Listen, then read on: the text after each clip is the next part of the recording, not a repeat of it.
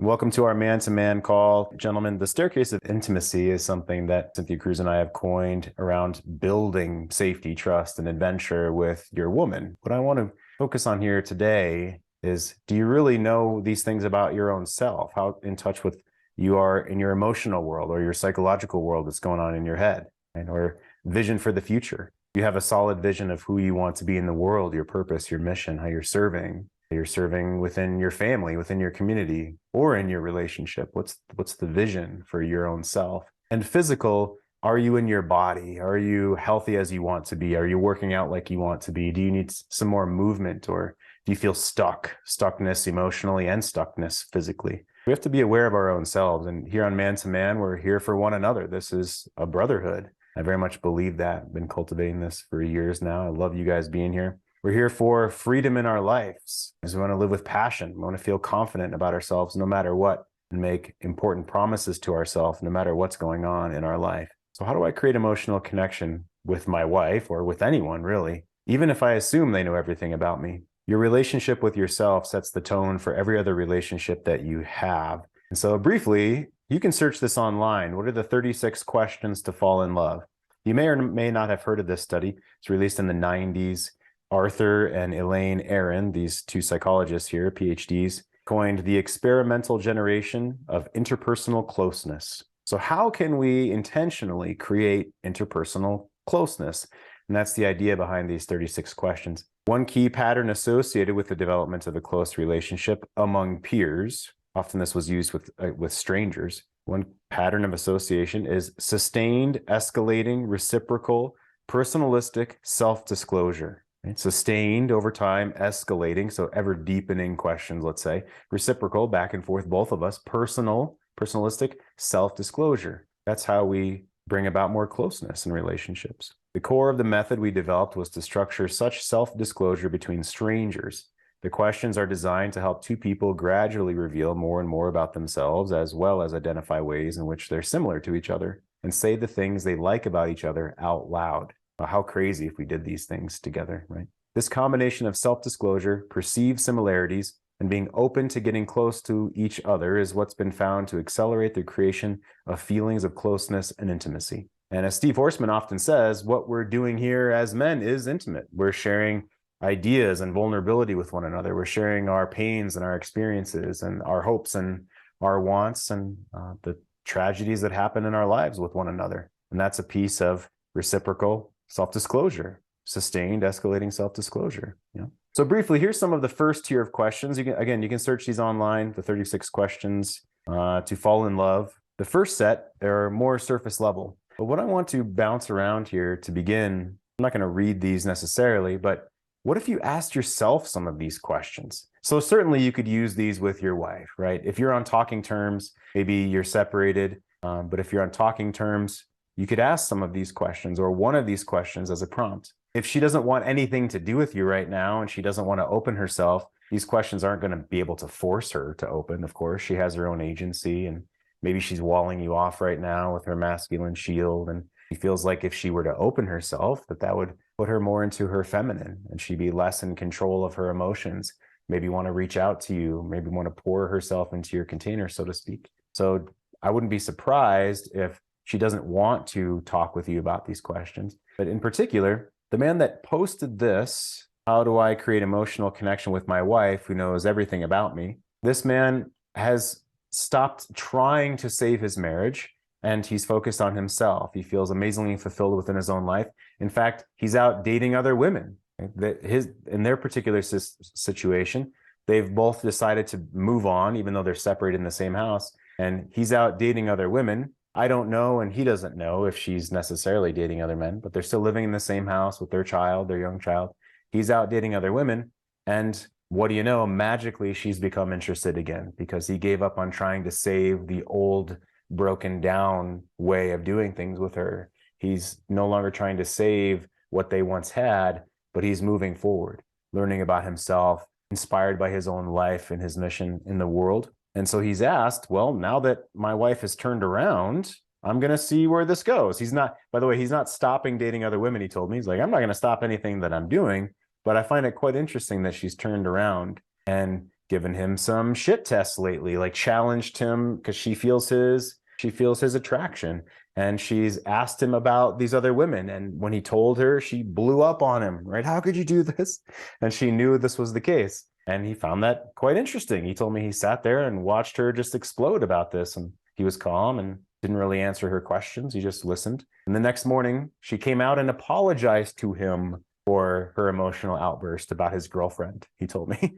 And he was just amazed at this entire story. And so within himself, he's learning these things, these questions, this staircase of intimacy. And this is what I would recommend to him if I had him here on this call, or if he's watching this call, or when he will watch one of these calls in this week. Okay, so for instance, number 6 here. If you were able to live to the age of 90 and retain either the mind or the body of a 30-year-old for the last 60 years of your life, which would you want? So let's start with this fun question. So you can punch this into the chat, or I'd love to have you guys engage here. I saw Keith come in. Some other guys come in. Good to see you. Harry's here too. Paul's here. Okay, so here's a question. Let's start with this. If you were able to live to the age of 90 and retain either the mind or the body of a 30-year-old for the last 60 years of your life, which would you want? Keith, come on in. Let me pick on you. Which would you want? Mind or a body of a 30-year-old for the last 60 years of your life? I would want the mind, because I'm not guaranteed that at that age that I'll still have a ripe mind. I'd rather have the mind, because I want to be able to think and be able to work out things quickly. So that's what I'd want, and that's why I'd want it. And for the life of me, I think that when I'm that age, I'll be in decent shape for that age. So that's why. He was like, I'm already going to have the body anyway. So yeah, I'm cheap. Well wishful. Yeah, good for you, man. I appreciate it. Well, let me bounce over and ask you. So in these 3 areas, emotional, vision, and physical for your own self. So you just said, you're a specimen physically. So you're good for number 3, apparently, right? So in touch with your own emotional self or your psychological self, let's say number 1, and vision for your own life. How aware are you for cultivating these for your own self, Keith, would you say? So I think that the emotional part is probably the thing. I'm aware of the vision and the emotional part, but I think the emotional part is what I have to work on, because I think I spent so much time like stuffing down my emotions and not really expressing them all the time, and hiding them and letting them bubble up and then exploding. That I feel like that's always something that I need to work on. I hear you. Yeah, I appreciate you owning that. Do you think that affected your relationship with your wife? These emotions were shoved down and then bubbled up and burst out in ways you didn't want? Oh, for sure. Yeah, that's an understatement. Yeah, it did affect it. I think that there were times where I was good at expressing myself, but when it came to certain subjects and I wasn't getting what I wanted, I shut down. Money was one of them. Money, I just did not like the way that she spent money compared to me, and I would tell her what I wanted, and then when I wasn't getting it, I just shut down when it came to that. And I would no longer express myself emotionally when it came to money. That's one example. Yeah, thank you. How would you say that you're, different now? How would you do it differently now? So how I would do it different now is like, I had agency before I married her. I knew that all these issues that she had with money existed before. I saw all these things. So I could have, said, okay, this is what I want. And when I wasn't getting it, I had an exit a long time ago. If that wasn't going to work for her and it was a red flag for me, a huge one, a major one, which it turned out to be, then I could step out that side door. I could step out of that airplane exit door, sit by the window and be that person by the window that pulls the lever and be the only one to escape. Sure. So for knowing your values and basically being aware of this earlier so you could act accordingly, maybe. Yeah, for sure. Okay. Gotcha. Thanks, Keith. Thanks for getting us started. Okay. Yeah, Patrick, come on in. Well, I got news for you guys. I'm the oldest one here, I think. I'm 71 in 2 weeks. I don't think anybody else is that age. And when you get old, your mind actually stays young. You think you're about 35 until you go to lift something and you find your body can't do it and things like that. So your mind actually stays reasonably alert. And the advantage is you've got a bit more wisdom. You start worrying about things less and you observe things more and things like that. So as I put, I'd have the 30-year-old body so I can still bloody do shit, and have with the 90-year-old brain, because your brain's, unless you got Alzheimer's or dementia or something, your brain actually still thinks. I still think I'm 35 with another 40 years experience. Still, I think. Yeah, So, very cool. So you wouldn't want to have the 30-year-old mind. You want to have the older mind with wisdom. I would have the older mind. I'd take the body, but keep the older mind. Then you got the best of both worlds. Because in some ways you still think you're 35. Oh, I'll go and do that. Like the other day, I'll play soccer with my grandson. Great, get out there. 10 minutes later, Papa's puffing a bit. He's going, just give me a break. Just give me a minute. Yeah.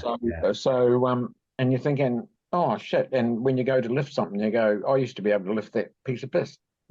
Now it's awkward. So your mind actually stays, pretty alert. It's your body that gives out. And it's just, I talked about it with a farmer mate who's 84, and he says, he goes to the doctor and he says, what's wrong? He says, you're old. He says, that's what happens. You can't do shit, and you've just got to accept it, sort of thing. And it comes up on you slowly. One minute you literally, like a year or two ago, I could do stuff that I can't do now. I don't know whether it's because I haven't kept myself work fit, what I call work fit. But you see, a couple of years ago, I was doing quite a lot of physical stuff, but I haven't done it for a couple of years. So maybe I'm just not work fit. But yeah, so keep the mind. It frustrates me, Jeff. It frustrates me. I was in a car accident 20 odd years ago, and now I go to get out of a chair. After I'm sitting down for a while, I've got to push myself out of the chair because I'm so stiff. And the first few steps, I've got to sort of break into stride. And you go, shit, am I that old? Because your head doesn't think it. If you get there, guys, good luck. But, well, absolutely, right? And it's so crazy how our consciousness works. We still can think of ourselves as, let's say, a child or 30 years old or however old we are now, and it doesn't seem different, but every cell in our body is turned over many, many times since then. Well, and you get, which I've said to you before on these calls, when you're young, it's about acquisition. When you're older, it's about legacy. All the material stuff becomes less and less. When you die, people don't care about your education or your wealth. They care about who you loved, what you gave, and who you served. And that's it. You have a look at Alexander the Great. And when his funeral procession, he had his doctors beside him. The cask was open with his hand draping to one side, and his riches were scattered on the trail. And what he was saying, doesn't matter how famous or rich you are, the doctors can't save you, the wealth can't save you, and this is how you exit. Yeah, appreciate you bringing your wisdom here, Patrick. Absolutely. Thanks for jumping in. Charles, Jeff. Yeah. You send me the bill. Appreciate it. Mike, come on in, please. Oh, I just wanted to say, so my wife and I are going under, we're doing couples counseling, and so he recommended, go on a date night, set it up. And so she agreed and I agreed, and we did like a dinner date. And so I thought, what the heck are we going to talk about? I mean, all we talk about is kids. We talk about schedules. She won't talk to me about anything personal. There's no connection at all. We totally lost emotional connection. So I went online and I'm looking, okay, things to say to emotionally connect. And this came up. So I printed it out, believe it or not. I still have it here. There you go. Yeah. And went through the first set, because that's all we had time during that, because we had to get the kids after that. And I thought, at first I said, look, it's going to probably be cheesy, but let's just try it out and see what happens. And sure enough, we went through it and got a couple laughs and, got some interesting answers. I learned stuff about her that I knew, but also that I didn't know. So it was kind of like a real good new discovery. But when it got to the counselor session after that, he asked me how to go. And I told him I did this. And I said, I think it went great. We got a couple laughs. I said, we connected a little bit. I felt like we connected better. And then she started saying, actually, it was not good. And I was like, what?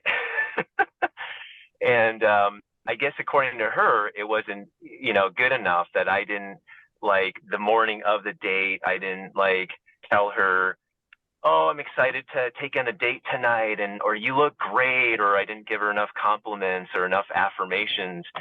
And so to her, she thought it was terrible. And I was like, you got to give me a break.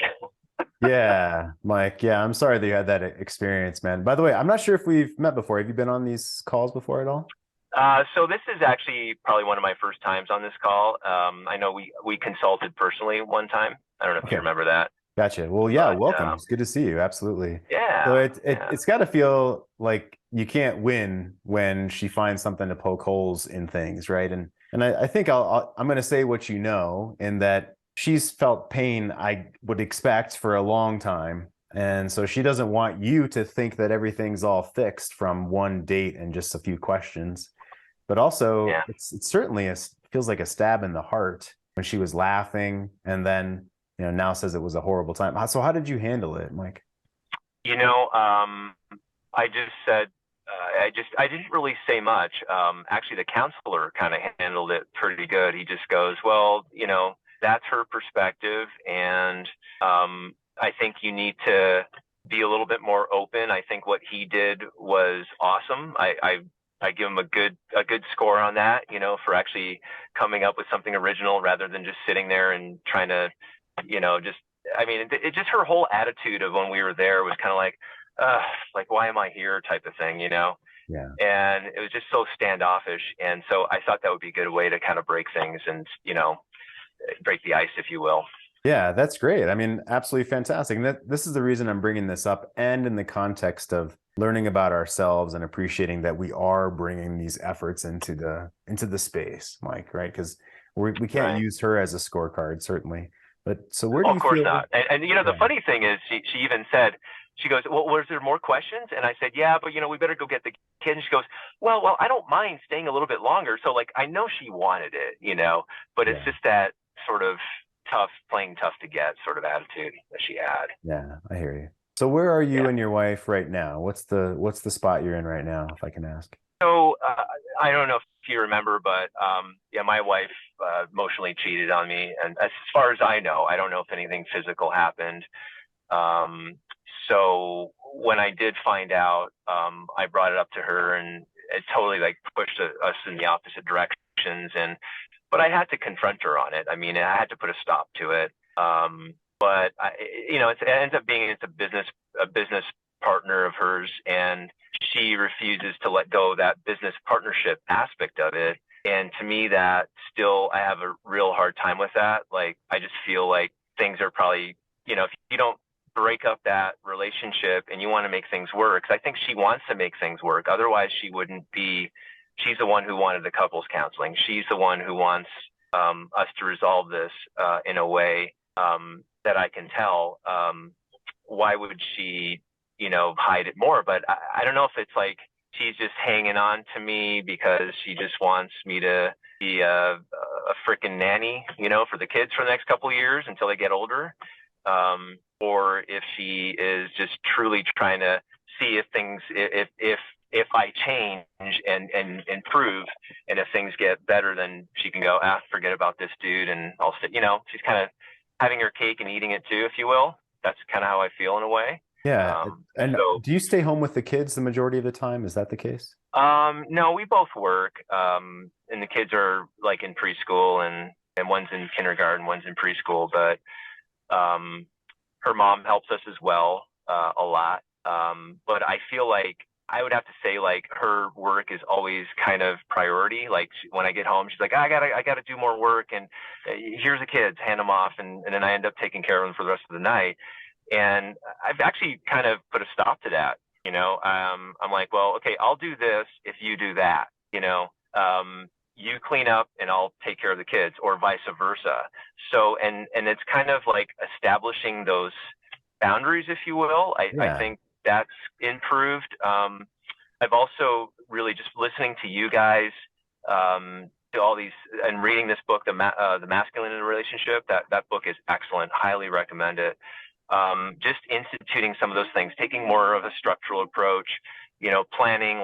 She'd always be the one planning vacation. She'd always be the one, she's always one step ahead of that. But I've kind of taken on a little bit more of that interest in that, as opposed to just whatever makes you happy, honey, the Mr. Nice Guy. Yeah. So I think I can tell things are improving. Our communication is improving. You know, there's a little bit of touch here and there. You know, still a lot of distance. You know, definitely not there. You know, not connected emotionally yet. So. Sure. Where do you think your biggest challenge is with the situation with your wife? Is it within your own self? Is it something about within you Well, find challenging? I definitely know where I've gone wrong in the relationship.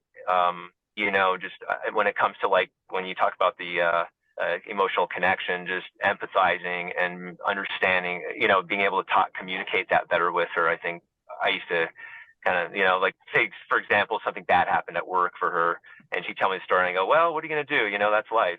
But it's like, Yeah. that's not a good way to, you know, they're like, you don't give a shit. Right. So I've gotten better at that. Like I said, taking on more of a leadership role, in the masculine setting.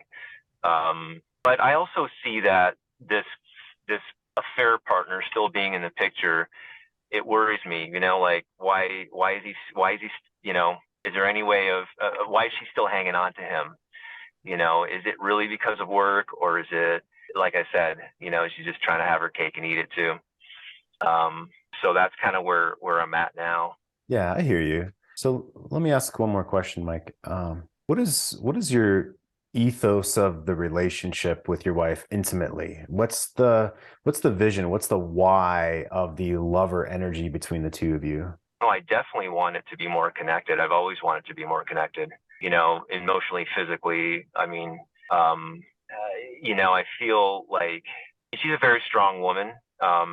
You know, she's always wanting to advance, and there's a little bit of a selfishness aspect there as well. But I definitely want more of that connection, you know, for her to have more respect for me too.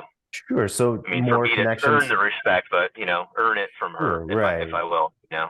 Right. So more connection, more closeness. So to what end, so to speak? So why? Why do you want more closeness? I mean, I think that makes relationships meaningful. I mean, otherwise, you know, what the hell's the point of having a relationship with someone? Sure. So meaningful in what You know, way? in all ways, in physical, and in supporting each other, and in all those different ways. Yeah. Like, what does meaningful mean to you? Trust, respect, having each other's backs, supporting each other, lifting each other up, that kind of stuff. Sure. So have you and your wife talked about this? Can you even remember, honestly, the last time you talked about why have intimacy and closeness? No, it's been kind of more of just down to business stuff. You know, she doesn't really want to have anything when it comes to that, talking about that. She just stiffens up, you know, just shies away from it. Yeah, and I'm now right between the two of you now, it sounds like she's wanting distance for could be many different reasons, of course, right? But within yourself, I ask this because I didn't ask myself that question before beginning this work 15 years ago, let's say. Well, why do we want to be together? Well, because it's fun. I want to have a relationship because sex feels good. We can raise a family. We can feel safe for one another. But that's not really a story. The single words, you know, trust and sex and fun and kids, and that's not really a compelling story. And it's not really a compelling story for us either. It's just kind of words and concepts, but a story that unfolds, that has challenges along the way. So being on a team with one another, but specifically asked about intimacy, like why be lovers together? And I'm not here to give you the answer. It's something you can explore for your own self. For instance, there's a book, Dear Lover by David Data. And since you've been in masculine and relationship, that's by G.S. Youngblood, by the way, if anybody wants that book. There's a more advanced book, I would say, a more esoteric, poetic book by David Data, Dear Lover. And it's written from the aspect of a man writing to a woman as if he's her lover. But he's also speaking to her heart, let's say, her soul. He's weaving a story of what he knows is possible. And he's kind of calling out, he's inviting her into this story. Now, I'm not saying get this book and just read this to your wife. That's not what I'm saying. What I'm saying is reading that book can help all of us. I've read it, I think 3-4 times now, can help all of us as men understand what a woman is yearning for when most women have no idea of how to put words to what they actually are yearning for. And so knowing what the feminine in a woman is wanting and how to consider the poetic words of expressing that for your own self first is where I would suggest that you do some homework around. When you first got together with her, Mike, was she more open and feminine and connecting and more loving, or has she always been career woman? Oh no, definitely. She's changed a lot since she's gotten more, she's got her career going and success going, and it's kind of like it's almost like it's gotten to her head, in a way. And that's when I started noticing a lot of the changes, but yeah, she was definitely more caring, more loving, more open, more intimate. We were just, it was different. It's like almost like as if, an alien took over or something, just took over her body, and she's now like, I'm this different person, and yeah, that's kind of how I feel. Just very different. Yeah, thank you. It's super painful, but you're doing the right things with growing boundaries, building your own life, being here with us, reading these great books. You're doing the right stuff. Yeah, thank you. Yeah, glad that you're here, Mike. Absolutely. So some more of, would you like the 30-year-old mind or the 30-year-old body? Let's see. I think it'd be more frustrating to have the mind to do things, but not the body to follow through. Yeah, that's what Patrick was saying, right? I have the body, I can do lots of things, but just won't know it. Won't care. Yeah, maybe you don't know what's going on if you've got Alzheimer's or something, right? Cliff, members of my family make it to at least their 90s. Wow, good for you. If not their early 100s, and not one of them loses mental acuity. Good for you. Yeah. Yeah. Take the body that you're going to preserve, and you'll take the 30-year-old mind. Huh? Grandma and grandpa ended up with dementia in their 80s. Yeah. Like to keep the mind, guy said. Yeah. I hear it. I hear you want to keep the mind and the body. That's what I'd like to do. How about both? All right, let me bring up the next level of questions just for fun here. This is set number 2. I haven't read through all of these before the call. So if a crystal ball could tell you the truth about yourself, your life, the future, or anything else, what would you want to know? I don't know. I don't think I'd want to know anything personally. Is there something that you've dreamt of for doing a long time? Why haven't you done it? Oh, shit. What's the greatest accomplishment of your life? What do you value most in a friendship? What's your most treasured? Let's do this one. What's your most treasured memory? What's your most treasured memory? And let's do this for you as a man, not the relationship, right? Nothing to do with anyone else, but let's do it for you. I was asked this over the weekend. So I just spent a weekend with 8 guys in Idaho. We shot guns and chopped down trees and used chainsaws and split wood with this giant Steve Weinkeep's giant wood splitter, and talked and made food together. It was great. It was a great time. And my most treasured memory was actually brought up. Joe did a Qigong session Saturday morning, an hour-long Qigong session, which was awesome. If you have a chance to ask Joe about that. And he asked us to bring a cherished memory into our mind. And mine was when I used to climb trees as a boy, right? I was probably 6, 7 years old. And I had what I thought was a tree house, which is basically some steps nailed into the side of the tree and then a few boards up in the branches. It wasn't really much of a house, but it's the foundation, right? I got the staircase in. And being up in the trees, probably just 10 feet off the ground, but it felt like I was a mile high, and enlivening within my mind, within my chest. And I still remember that vividly. So that's my treasured memory. Someone else, come on in, unmute yourself. We have about 5 minutes left tonight. What's your most treasured memory? Anybody? Yeah, Chris. I'll go real quick. I would say probably the one that comes to mind right off the top of my head is the first time I went to Colorado and hiked in the mountains. I think, so I was with 3 of my great college buddies, and that was the first time I saw mountains in person. And going hiking in those mountains and seeing that firsthand, it was a feeling I had never felt before and that I'll never forget. And it makes me want to basically seek that out as often as possible. Something that, hard to put to words, really. Yeah, very cool. Thanks, Chris. Appreciate it. Yeah, Julio, come on in. Treasured memory. What's your most treasured memory? See, go ahead and unmute yourself. There we go. Okay. I say winning. So I used to compete in amateur boxing, and I had several wins that felt good. That it just felt good competing and winning. No shit, I didn't know that about you. Very cool. When's the last time you boxed? Ooh, that was back in. So I'm 31. I think I was 20, 22, 23. So several years back. It's been years now, but yeah, it felt good winning and just competing and even getting punched in the face. It felt good. Yeah, that's what I was thinking. Competition and getting roughed up. Yeah. Yeah. Thanks, Leo. Appreciate you coming in. Good stuff. Let's do one more. What's your most treasured memory for yourself as a man? Someone else. Come on in. Thanks, Leo. Hey, I'll come in then. if no one else can say anything. Go for it, Keith. So the one that comes to mind, the first one that came to mind is hanging out with my sister when we were teenagers and just singing all the time, singing R&B songs, singing hip hop songs, just like from the beginning of the day to the end of the day. That was a great experience for me, and great experiences for me. And that's something that I cherish. She's no longer with me. She's been gone since 1998. So, so that's memory that I cherish. Beautiful. Thanks for sharing that with us. Appreciate it, Keith. So punchline with this topic to me, how do I create emotional connection with my wife who knows everything about me, is first of all to shift the question, right? She doesn't know everything about you. I don't know everything about myself even necessarily. Looking through these questions, especially as they get more deep, that I realize there is a lot I don't even know about my own self now versus 10 years ago versus when I was a child versus when I'm 90 years old, or in the basis of some of these questions. Here's the set number 3. These get deeper as they go along. Complete this sentence. I wish I had someone with whom I could share blank. Some of these you may not like the answers if you ask your woman, especially if she's not feeling very good about the relationship right now, right? If you were going to become a close friend with your partner, share what would be important for him or her to know.